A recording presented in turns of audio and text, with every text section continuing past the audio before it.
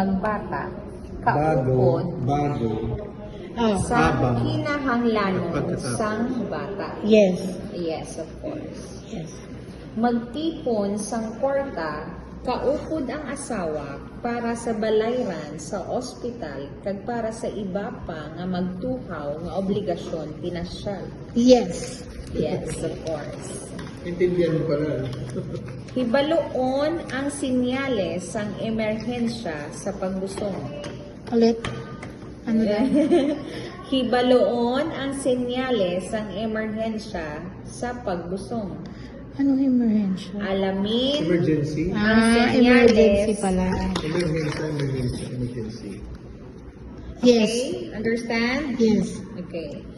Gapati ako nga mapadayon ang paghirupay samtang nagabusong paagisa magwa kaupod sa asawa/bana isa ka beses o masubra pa sa isa ka semana.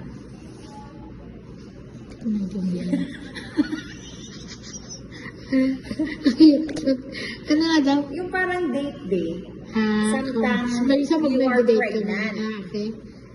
So, okay? Okay na yan.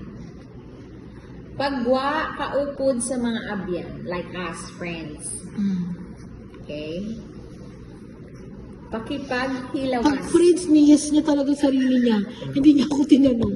May nakalagay lang na sasama ka ba sa mga friends? Sinig niya mag-isa. Hindi niya ako tinanong. Wala siya. Hindi niya ako tinanong. Hindi kasi pag nag-no, hindi na siya kasama. Nagsosolo ng check. Pakipaghilawas. Pakipag-sex, ano? While pregnant. While pregnant? Hindi ko masagot. Yan, grabe naman. Pati ba yun? Kasi meron mga ganun. Ha? Meron siguro mga ganun, kaya ganun. Okay. Okay na? Okay. Are we done?